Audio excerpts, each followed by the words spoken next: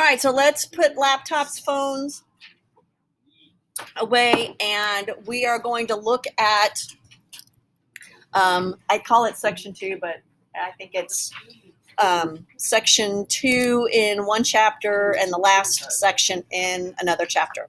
All right. Shh. When we look at Africa and this topic in the age of transition, this is, yes, we don't have this. What does it look like? Oh, colonies. Okay, let me do this first and then we'll go back to colonies because this is a, thank you. I'm sorry, because this is a separate PowerPoint and it means I'd have to close this. I apologize. Thank you for telling me. As soon as I saw your hand, I forgot colonies.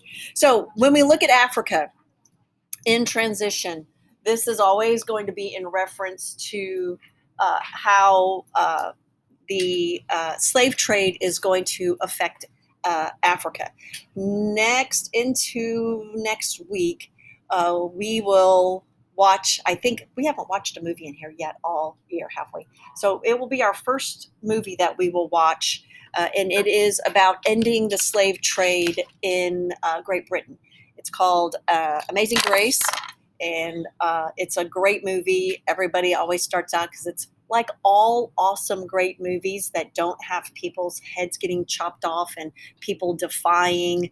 I can never watch superhero movies because I ask too many questions. Like, if he can do that with that hammer, then why doesn't he do that to everybody with that hammer and just win everything? Or if you're Batman, I don't understand superhero movie things.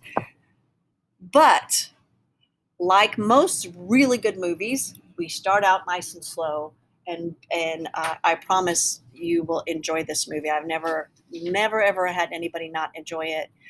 It is Amazing Grace. It's about the slave trade. It is also about the person that writes the song Amazing Grace was a slave trader, and like many people, wrote that song in a moment of peril, and then promised after he survived that moment of peril and writes the song Amazing Grace to try to right the wrongs of what he did. So in order to appreciate and understand the movie, we have to look at what this slave trade looks like.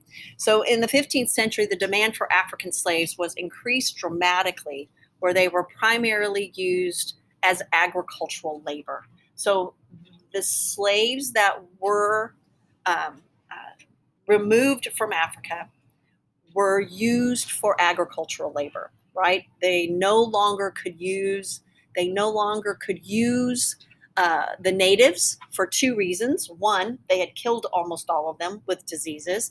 And number two, Queen Isabella said, you can't. Those are my subjects. They're living under the flag of Spain.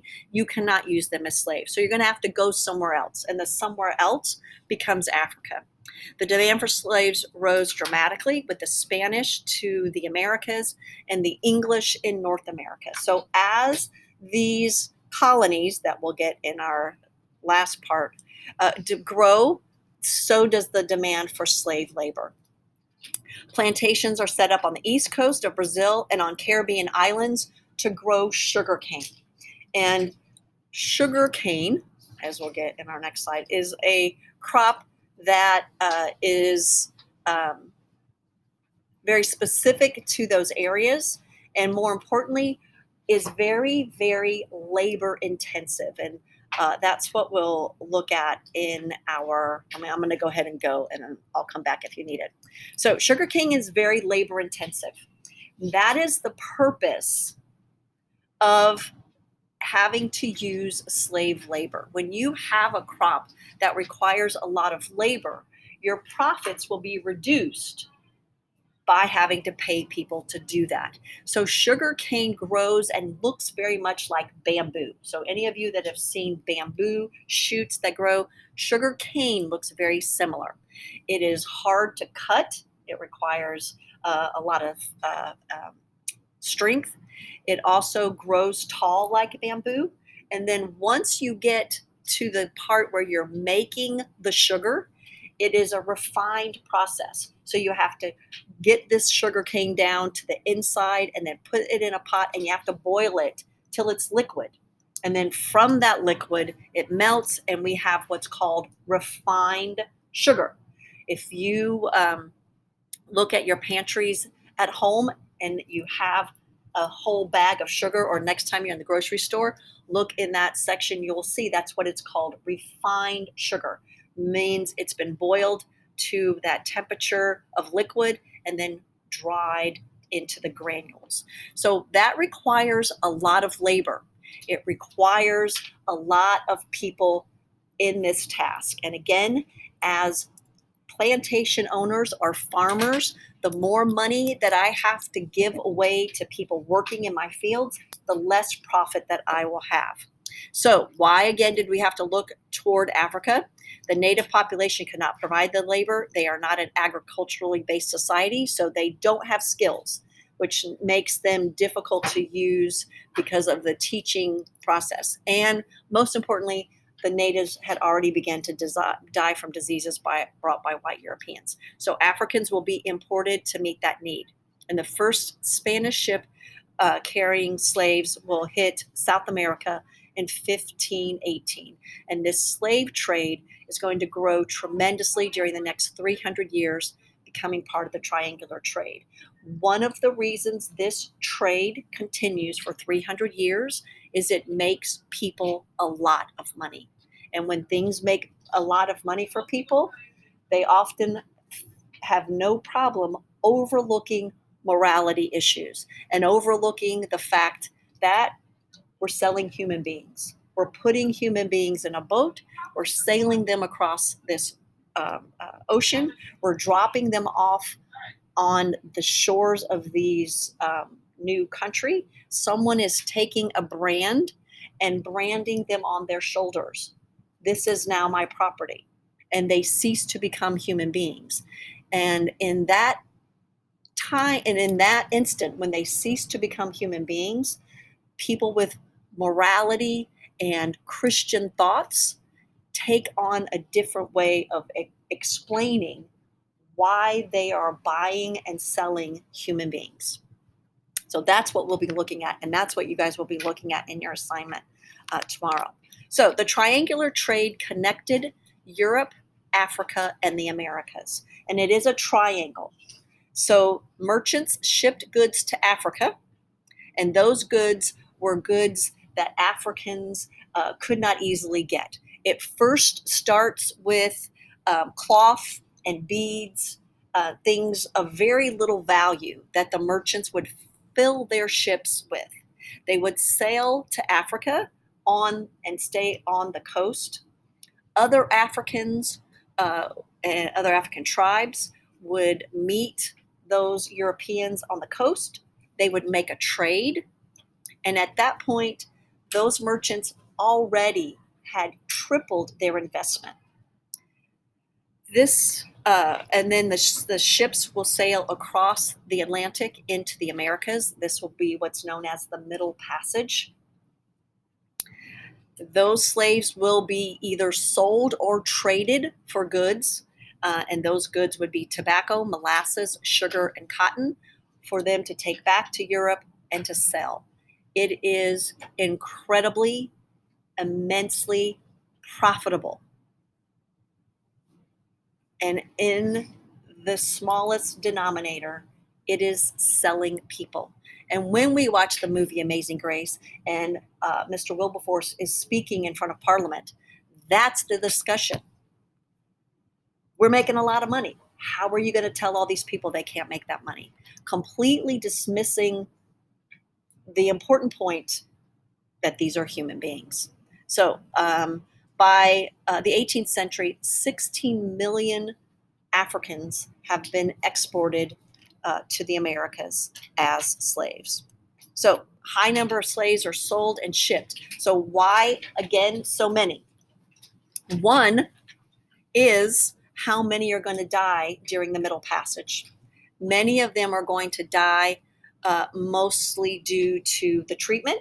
So again, putting myself in the horrific position of being a slaver. If I am a slaver trying to maximize my profit, I'm not going to spend a lot of money getting these slaves across. I'm not going to have good food for them. I'm not going to expend any kind of shelter or blankets or places for them to use the restroom. I am also very, very cognizant of the fact that there are more African slaves on my ship than I have sailors. So they will be chained. I also need to maximize my profit. So I am going to put more slaves on my ship than I know we're going to survive, that will survive, because I know a certain percentage of them are going to die. I take a big risk every time I take my cargo on to topside to either wash them off before we land of the feces, vomit, urine that has been sloshed around on top of all of them. Because when I do that, the likelihood that some of them will jump overboard and kill themselves, commit suicide, rather than commit themselves to slavery. By the time we get to the middle of the 16th century, Africans know what is happening. They understand what's getting ready to happen to them. The first couple of ships, probably not as much, but the longer this continues, they understand what will happen. And for many of them, the opportunity to jump into the ocean, either to drown or to be eaten by sharks, is much more advantageous than a life of slavery. High number will be shipped and sold because of profit.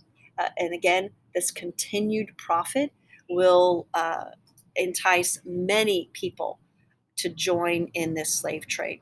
And lastly, no nation, no group of people ever called for an end of slavery until many, many, many years later. And even then, it will take William Wilberforce his entire life working endlessly to end the slave trade in Great Britain. Before the Europeans entered the slave trade, most slaves in Africa were conquered tribes. And we talked about this at the beginning of the year, that Africa was not a continent that did not understand slavery, but slavery was extended to those people that were conquered.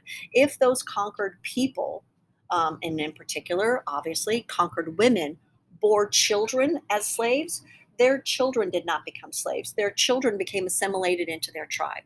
If those conquered people were able to escape, or another tribe came and reconquered them, those conquered people were now free. The idea of a lifelong servitude was not something that Africans understood. So eventually, Africans become dissuaded by the offerings of cloth and beads and perfume.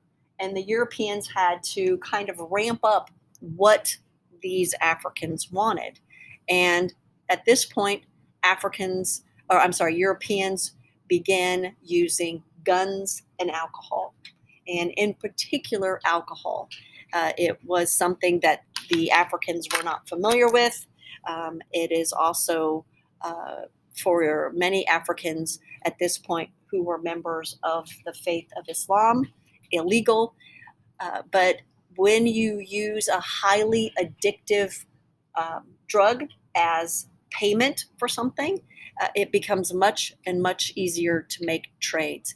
Then when you add guns into this equation, the Europeans found two things in particular that Africans would always bring slaves into or to the coast of Africa.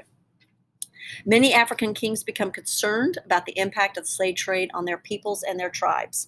King Afonso I pleaded with the King of Portugal and other fellow kings to stop the capture of Africans to sell as slaves, and again, no one listened. King Afonso had converted to Christianity and believed as a Christian, as he appeals to other Christian kingdoms in Europe, that would have been a very easy argument for him to make. And have you guys read that yet in your textbook? I think you read it this week. I'm not sure. his letter to the King of Portugal. And again, pleas are ignored. And his pleas are ignored because of the wealth, because of the money that people are making with this slave trade. So the slave trade cost over 6 million African lives, deprived African communities of their youngest and best leaders. So many of these warring neighboring tribes use the slave trade to remove threats. So if we were being threatened by a tribe, our tribe would use the slave trade. So we would capture those men from that tribe that we either wanted to conquer or that we were afraid were conquering us, bless you, and take them to the coast for the slave trade. Many African tribes are going to completely disappear as a result of the slave trade. It increased local warfare between African communities as they competed with each other to obtain more slaves for Europeans. Europeans did not enter the continent of Africa. They set on the coast. And all of those slaves were brought to them. A Dutch slaver commented, "From us they have learned," and from us, meaning Europeans, they, Africans, strife, quarreling, drunkenness, trickery, theft, unbridled desire for what is not one's own, misdeeds unknown to them before, and the accursed lust for gold. So the Dutch, at the high point of slavery, understood what the Europeans had introduced as a character traits into the continent of Africa. Political and social structures of Africa made this a really easy thing for Europe to do, to take over and subject Africans. There's only a few areas in Africa where there were signs of European influence, and again, that would be along the coast. Generally, European did not extend beyond the coast. Traditional African political systems, monarchy, so there were kings, highly centralized, all the decisions made at the top. Kings were considered most divine, kinship and hereditary monarchs. So the social structures allowed for kings to make decisions. Once kings made those decisions about whether they were going to sell slaves into, or I'm sorry, sell their fellow Africans into slavery. Again, one of the other things that is important to understand about Africa is a continent, not a country, right? There's not a country called Africa. Africa is made up of hundreds of tribal sovereign groups, of which in the late 1800s, Europe is going to go and just draw lines. So Europe in the late 1890s, in a quest to extract natural resources out of Africa, will redraw up lines and give themselves countries like the Congo. If you've ever heard of that country, it was first called the Belgian Congo because the Congo said, "This is our country. We're going to take it." And Africa was a continent based on tribal units. And when Europeans asserted their kind of ideas of countries, Jonathan, why don't you come put your phone up here for me? Thank you. Sorry, That's okay. I don't really care. Just leave it for me right here. Thank you. So when Africa as a continent was in its original form, it was tribal. There weren't lines drawn. There weren't borders. It was conducted by tribes. And as Europeans asserted their influence, this kind of drawing of lines overlapped where many of these tribal borders naturally were. And as a result, will drastically change the way Africa is for the next centuries. Most African slaves come from Nigeria. So in the time period of DNA and having your DNA analyzed, most especially African Americans in the United States have their DNA heritage linked to Nigeria. And the reason being is Nigeria has a long coast, and that is where many of the, wow, they're really loud today. Okay. Europeans did cause change in Africa. The introduction of alcohol, the introduction of guns, and finally setting tribe against tribe. Again, that is a very European way to control groups of people by asserting one group against the other. All right, any questions about that before we go back to the colonies? And sorry about that.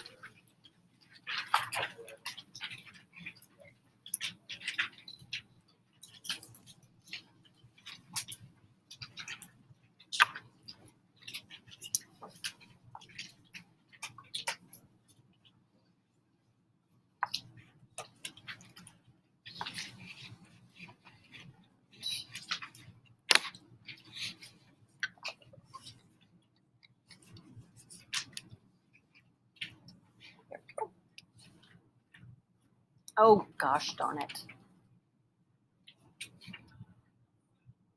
Okay, colonies.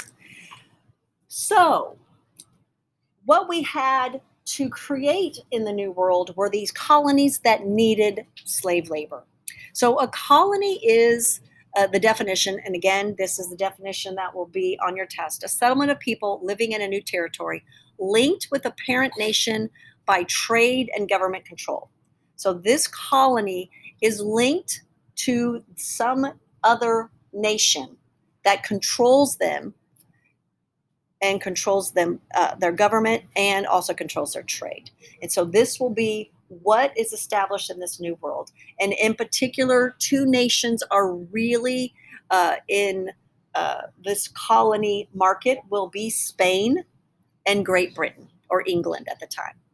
Colonies played an important role in mercantilism. And again, definition of mercantilism: nation's prosperity depended on a large supply of bullion, which is gold or silver, because it gives a country a favorable balance of trade.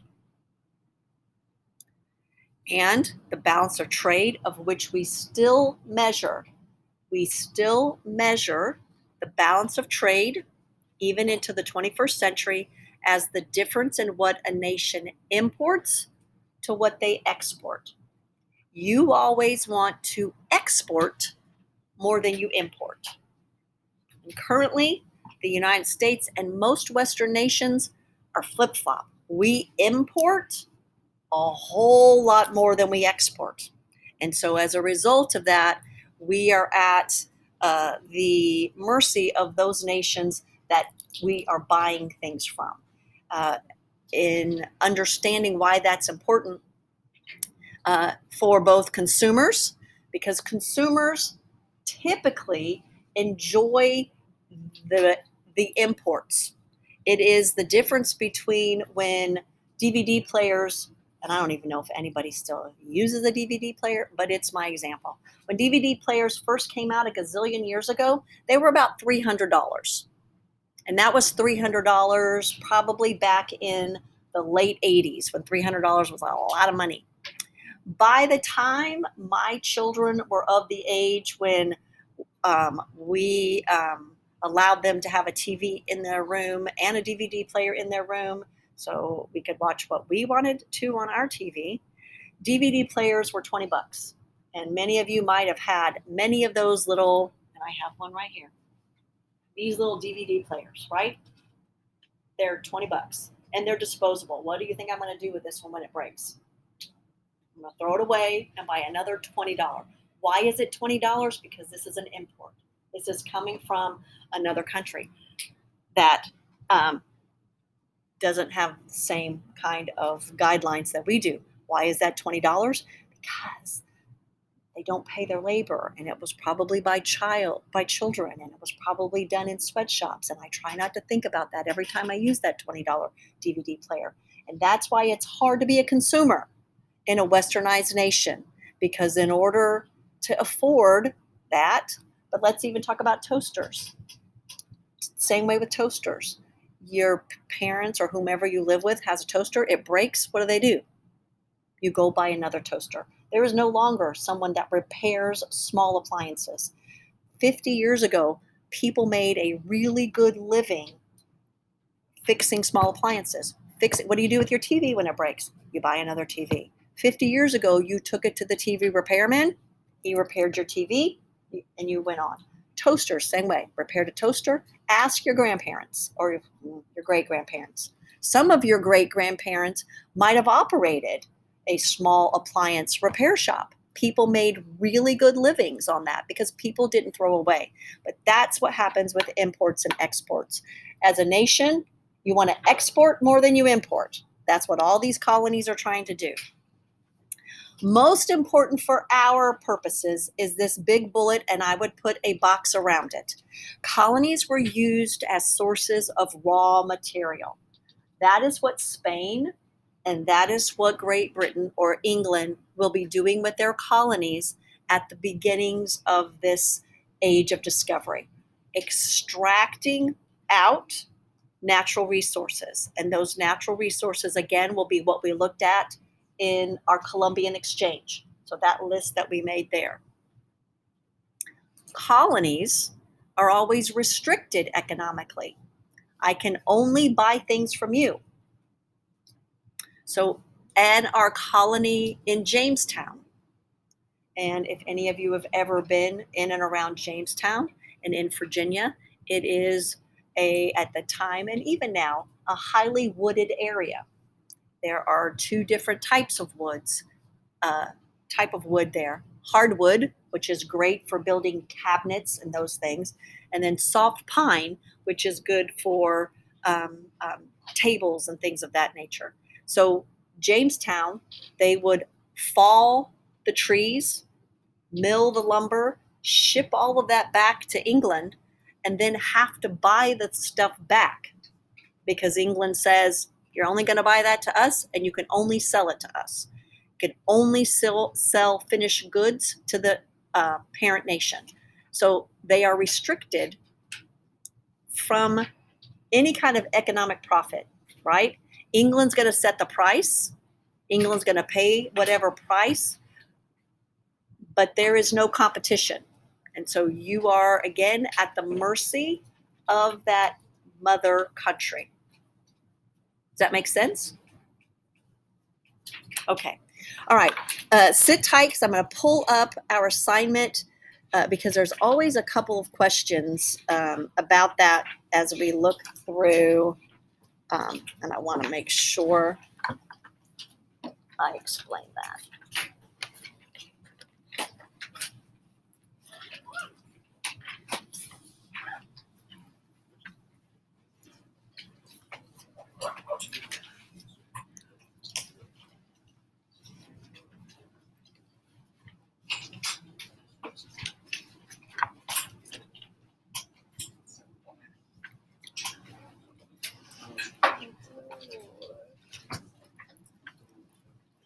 Okay, so there's two parts of this. One is the primary sources itself. So you'll need to have this open first.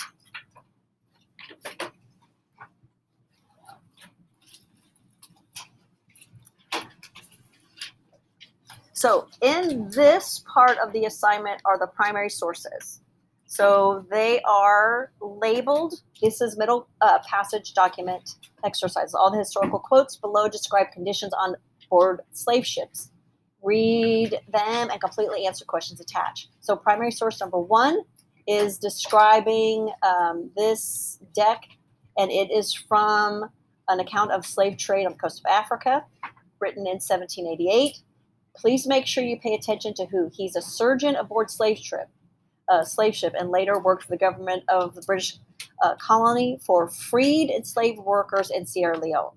This was an influential book in the abolitionist movement, and we will meet Thomas Clarkson in our movie. So that name, those of you that are really good at remembering things, that name will have a face when we get to the movie.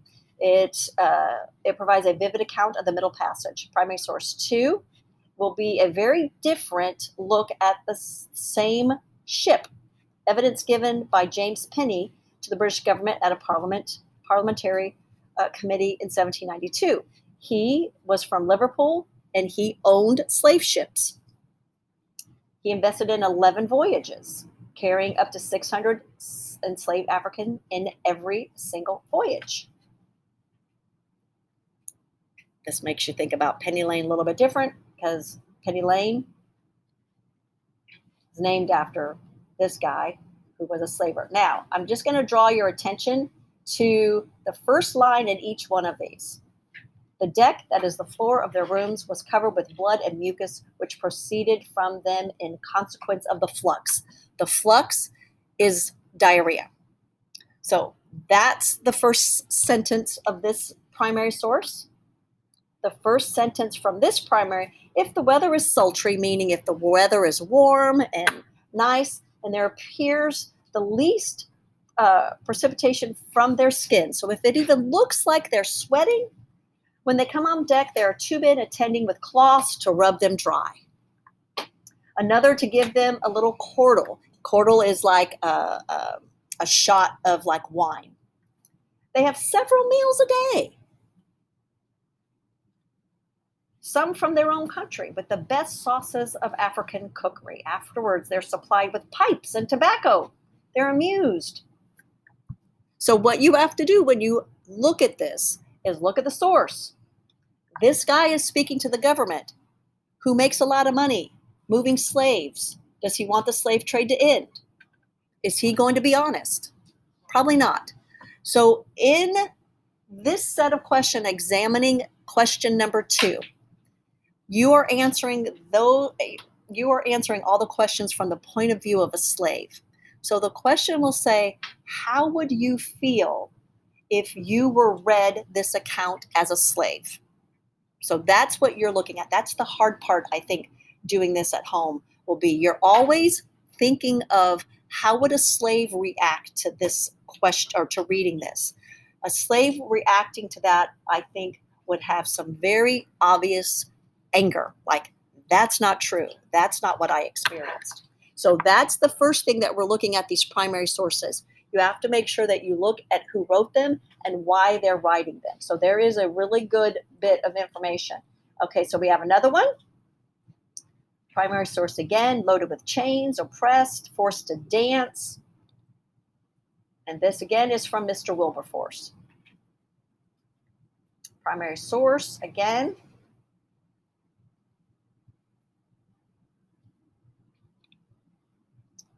And then eventually we get to visuals. So these are pictures of lots of different things again. These are slave irons, which would kind of look to us maybe like handcuffs, but they're made of iron. They're not lightweight. And it tells what it is. And then we have a visual of Africans being taken into onto the coast of Africa by other Africans. So this is what this picture is. And where did visual 3 go? Okay. Oh, visual 3 is down here. So this is visual 3, another type of device used to control Africans and how that would be worn. And then this is from Thomas Clarkson. Visual 4 is the actual schematics of the ships and how the slaves were laid out. The idea for this is that there was a plan on how to do it. So if you were a slave, if you were going to run a slave ship for the first time, these plans would be made available to you on how to pack your ship. Visual 5 is these ankles. They're tied ankle to ankle.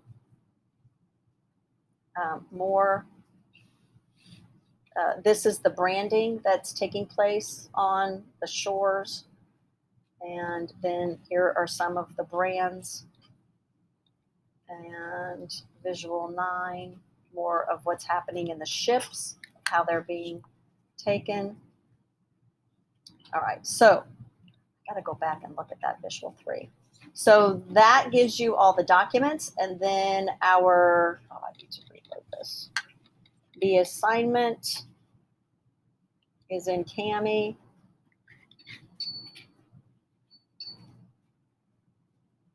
And you're asked the same set of questions for each of the primary sources. What's taking place from the point of view of the slave. So you are always looking at this from the point of view of the person that is enslaved. How would you feel? Do you think this primary source is stating facts or opinion? How do you think this document affected slavery? And the same, you're going to answer all of those, and then you're going to deal with the visuals, concluding questions about the documents. So why is quote 2 so different? That's where you analyze those documents. And then visuals, which visual impacts you the most? You're dealing with all the visuals as one group. So there's not specific questions over each visual. How do you think these visuals impacted the public view of slavery? Do you think these helped? Why do you think these visuals were created? And that is the end, okay? All right, so this is your assignment for tomorrow. It's not due till 11:59. Any questions? Yes. Yeah, those of you that like to get your stuff done so that you don't have to use Wednesday, it is open, even though I don't have it on the homepage as a link for today, just because you have that other assignment due. Do I have it there? I might have it there. Yeah, you can always turn things in early. I have no problem with you turning things.